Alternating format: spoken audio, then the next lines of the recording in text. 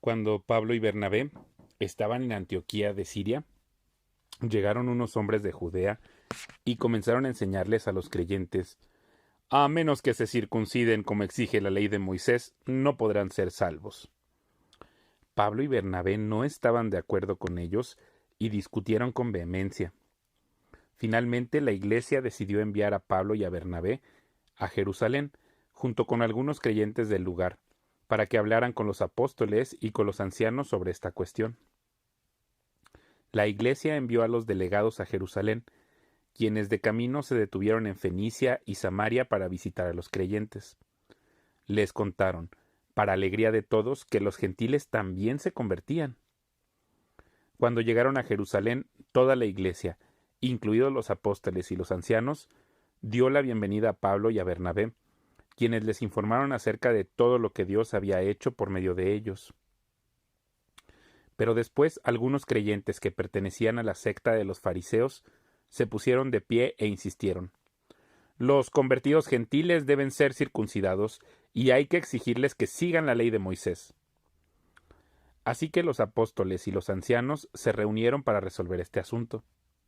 En la reunión, después de una larga discusión, Pedro se puso de pie y se dirigió a ellos de la siguiente manera: hermanos, todos ustedes saben que hace tiempo Dios me eligió de entre ustedes para que predicara a los gentiles a fin de que pudieran oír la buena noticia y creer. Dios conoce el corazón humano y Él confirmó que acepta a los gentiles al darles el Espíritu Santo, tal como lo hizo con nosotros. Él no hizo ninguna distinción entre nosotros y ellos, pues les limpió el corazón por medio de la fe. Entonces, ¿por qué ahora desafían a Dios al poner cargas sobre los creyentes gentiles con un yugo que ni nosotros ni nuestros antepasados pudimos llevar? Nosotros creemos que todos somos salvos de la misma manera, por la gracia no merecida que proviene del Señor Jesús. Todos escucharon en silencio, y mientras Bernabé y Pablo les contaron de las señales milagrosas y maravillas que Dios había hecho por medio de ellos entre los gentiles. Cuando terminaron, Santiago se puso de pie y dijo: hermanos, escúchenme. Pedro les ha contado de cuando Dios visitó por primera vez a los gentiles para tomar de entre ellos un pueblo para sí mismo. Y la conversión de los gentiles es precisamente lo que los profetas dijeron, como está escrito: después yo volveré y restauraré la casa caída de David, reconstruiré sus ruinas y la restauraré, para que el resto de la humanidad busque al Señor, incluidos todos los gentiles, todos los que he llamado para que sean míos. El Señor ha hablado, aquel que hizo que estas cosas se dieran a conocer desde hace mucho tiempo. Y mi opinión entonces es que no debemos ponerles obstáculos a los gentiles que se convierten a Dios.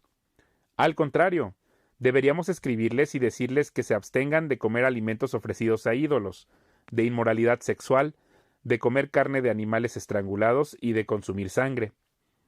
Pues esas leyes de Moisés se han predicado todos los días de descanso en las sinagogas judías de cada ciudad durante muchas generaciones. Entonces los apóstoles y los ancianos, junto con toda la iglesia de Jerusalén, escogieron delegados y los enviaron a Antioquía de Siria con Pablo y Bernabé para que informaran acerca de esta decisión. Los delegados escogidos eran dos de los líderes de la iglesia, Judas, también llamado Barsabás, y Silas. La carta que llevaron decía lo siguiente: nosotros, los apóstoles y los ancianos, sus hermanos de Jerusalén, escribimos esta carta a los creyentes gentiles de Antioquía, Siria y Cilicia. Saludos.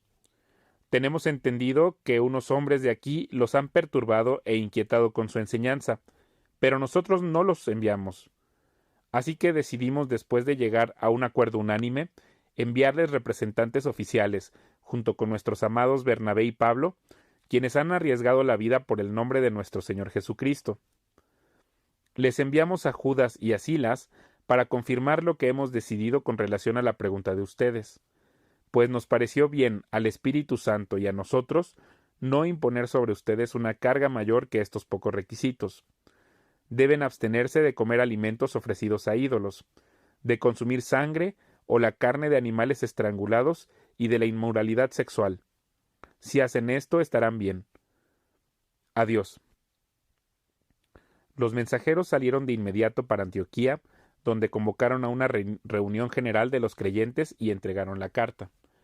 Y hubo mucha alegría en toda la iglesia ese día cuando leyeron este mensaje alentador. Entonces Judas y Silas, ambos profetas, hablaron largo y tendido con los creyentes para animarlos y fortalecerlos en su fe. Se quedaron ahí un tiempo, y luego los creyentes los enviaron de regreso a la iglesia de Jerusalén con una bendición de paz. Pablo y Bernabé se quedaron en Antioquía. Ellos y muchos otros enseñaban y predicaban la palabra del Señor en esa ciudad.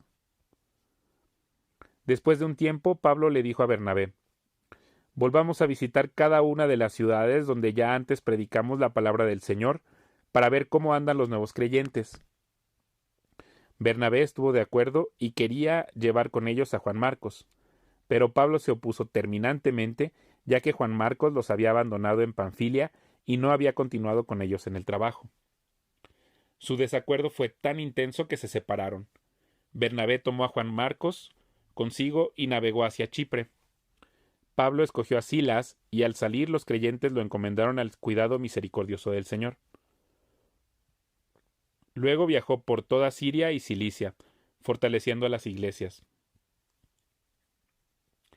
Pablo fue primero a Derbe y luego a Listra, donde había un discípulo joven llamado Timoteo.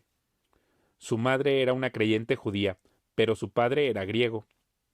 Los creyentes de Listra e Iconio tenían un buen concepto de Timoteo, de modo que Pablo quiso que él los acompañara en el viaje.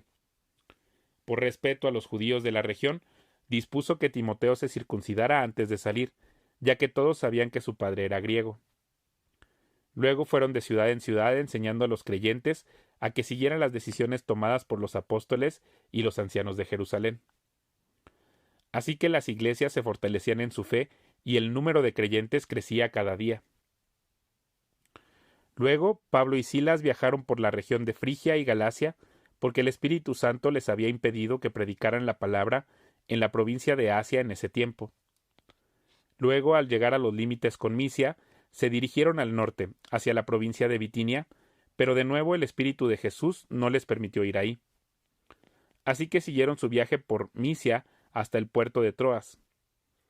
Esa noche Pablo tuvo una visión. Puesto de pie, un hombre de Macedonia, al norte de Grecia, le rogaba: ven aquí a Macedonia y ayúdanos. Entonces decidimos salir de inmediato hacia Macedonia, después de haber llegado a la conclusión de que Dios nos llamaba a predicar la buena noticia ahí. Subimos a bordo de un barco en Troas, navegamos directo a la isla de Samotracia y al día siguiente desembarcamos en Neápolis. De ahí llegamos a Filipos, una ciudad principal de ese distrito de Macedonia y una colonia romana, y nos quedamos ahí varios días. El día de descanso nos alejamos un poco de la ciudad y fuimos a la orilla de un río, donde pensamos que la gente se reuniría para orar, y nos sentamos a hablar con unas mujeres que se habían congregado ahí. Una de ellas era Lidia, de la ciudad de Tiatira, una comerciante de tela púrpura muy costosa, quien adoraba a Dios. Mientras nos escuchaba, el Señor abrió su corazón y ella aceptó lo que Pablo decía. Fue bautizada junto con otros miembros de su casa y nos invitó a que fuéramos sus huéspedes. Si ustedes reconocen que soy una verdadera creyente en el Señor, dijo ella, vengan a quedarse en mi casa. Y nos insistió hasta que aceptamos. Cierto día, cuando íbamos al lugar de oración, nos encontramos con una joven esclava que estaba poseída por un demonio. Era una divina que ganaba mucho dinero para sus amos. Ella seguía a Pablo y también al resto de nosotros gritando: estos hombres son siervos del Dios Altísimo y han venido para decirles cómo ser salvos. Esto mismo sucedió día tras día hasta que Pablo se exasperó de tal manera que se dio la vuelta y le dijo al demonio que estaba dentro de la joven: te ordeno, en el nombre de Jesucristo, que salgas de ella. Y al instante el demonio la dejó. Las esperanzas de sus amos de hacerse ricos ahora quedaron destruidas, así que agarraron a Pablo y a Silas y los arrastraron hasta la plaza del mercado ante las autoridades. Toda la ciudad está alborotada a causa de estos judíos, les gritaron a los funcionarios de la ciudad. Enseñan costumbres que nosotros, los romanos, no podemos practicar porque son ilegales. Enseguida se formó una turba contra Pablo y Silas, y los funcionarios de la ciudad ordenaron que les quitaran la ropa y los golpearan con varas de madera. Los golpearon severamente y después los metieron en la cárcel. Le ordenaron al carcelero que se asegurara de que no escaparan. Así que el carcelero los puso en el calabozo de más adentro y les sujetó los pies en el cepo. Alrededor de la medianoche, Pablo y Silas estaban orando y cantando himnos a Dios y los demás prisioneros escuchaban. De repente hubo un gran terremoto y la cárcel se sacudió hasta sus cimientos. Al instante, todas las puertas se abrieron de golpe, y a todos los prisioneros se les cayeron las cadenas. El carcelero se despertó y vio las puertas abiertas de par en par. Dio por sentado que los prisioneros se habían escapado, por lo que sacó su espada para matarse. Pero Pablo le gritó: «¡Detente! ¡No te mates! ¡Estamos todos aquí!». El carcelero pidió una luz y corrió al calabozo y cayó temblando ante Pablo y Silas. Después los sacó y les preguntó: «Señores, ¿qué debo hacer para ser salvo?». Ellos le contestaron: «Cree en el Señor Jesús y serás salvo junto con todos los de tu casa». Y le presentaron la palabra del Señor tanto a él como a todos los que vivían en su casa. Aún a esa hora de la noche, el carcelero los atendió y les lavó las heridas. Enseguida ellos lo bautizaron a él y a todos los de su casa. El carcelero los llevó adentro de su casa y les dio de comer, y tanto él como los de su casa se alegraron porque todos habían creído en Dios. A la mañana siguiente, los funcionarios de la ciudad mandaron a la policía para que le dijera al carcelero: «Suelta a esos hombres». Entonces el carcelero le dijo a Pablo: «Los funcionarios de la ciudad han dicho que tú y Silas quedan en libertad. Vayan en paz». Pero Pablo respondió: «Ellos nos golpearon en público, sin llevarnos a juicio, y nos metieron en la cárcel, y nosotros somos ciudadanos romanos. ¿Ahora quieren que nos vayamos escondidas? De ninguna manera, que vengan ellos mismos a ponernos en libertad». Cuando la policía dio su informe, los funcionarios de la ciudad se alarmaron al enterarse de que Pablo y Silas eran ciudadanos romanos. Entonces fueron a la cárcel y se disculparon con ellos. Luego los sacaron de ahí y les suplicaron que se fueran de la ciudad. Una vez que salieron de la cárcel, Pablo y Silas regresaron a la casa de Lidia. Ahí se reunieron con los creyentes y los animaron una vez más. Después se fueron de la ciudad. Más tarde, Pablo y Silas pasaron por las ciudades de Anfípolis y Apolonia y llegaron a Tesalónica, donde había una sinagoga judía. Como era su costumbre, Pablo fue al servicio de la sinagoga, y durante 3 días de descanso seguidos usó las Escrituras para razonar con la gente. Explicó las profecías y demostró que el Mesías tenía que sufrir y resucitar de los muertos. Decía: «Este Jesús, de quien les hablo, es el Mesías». Algunos judíos que escuchaban fueron persuadidos y se unieron a Pablo y Silas, junto con muchos hombres griegos y temerosos de Dios, y un gran número de mujeres prominentes. Entonces ciertos judíos tuvieron envidia y reunieron a unos alborotadores de la plaza del mercado para que formaran una turba e iniciaran un disturbio. Atacaron la casa de Jasón en busca de Pablo y Silas, a fin de sacarlos a rastras y entregarlos a la multitud. Como no los encontraron ahí, en su lugar sacaron arrastrando a Jasón y a algunos de los otros creyentes y los llevaron al consejo de la ciudad. «Pablo y Silas han causado problemas por todo el mundo», gritaban, «y ahora están aquí perturbando también nuestra ciudad. Y Jasón los ha recibido en su casa. Todos ellos son culpables de traición contra el César, porque profesan lealtad a otro rey llamado Jesús». La gente de la ciudad y también los del consejo de la ciudad quedaron totalmente confundidos por esas palabras. Así que los funcionarios obligaron a Jasón y a los otros creyentes a pagar una fianza y luego los soltaron. Esa misma noche los creyentes enviaron a Pablo y a Silas a Berea. Cuando llegaron ahí fueron a la sinagoga judía. Los de Berea tenían una mentalidad más abierta que los de Tesalónica y escucharon con entusiasmo el mensaje de Pablo. Día tras día examinaban las Escrituras para ver si Pablo y Silas enseñaban la verdad. Como resultado, muchos judíos creyeron, como también lo hicieron muchos griegos prominentes, tanto hombres como mujeres. Cuando unos judíos de Tesalónica se enteraron de que Pablo predicaba la palabra de Dios en Berea, fueron allá y armaron un alboroto. Los creyentes enseguida tomaron medidas y enviaron a Pablo a la costa, mientras que Silas y Timoteo permanecieron ahí. Los que acompañaban a Pablo fueron con él hasta Atenas. Luego regresaron a Berea con instrucciones para Silas y Timoteo de que se apresuraran a unirse a él. Mientras Pablo los esperaba en Atenas, se indignó profundamente al ver la gran cantidad de ídolos que había por toda la ciudad. Iba a la sinagoga para razonar con los judíos y con los gentiles temerosos de Dios, y hablaba a diario en la plaza pública con todos los que estuvieran ahí. También debatió con algunos filósofos epicúreos y estoicos. Cuando les habló acerca de Jesús y de su resurrección, ellos dijeron: ¿qué trata de decir este charlatán con esas ideas raras? Y otros decían: parece que predica de unos dioses extranjeros. Entonces lo llevaron al Concilio Supremo de la ciudad. Ven y háblanos sobre esta nueva enseñanza, dijeron. Dices cosas bastante extrañas y queremos saber de qué se trata.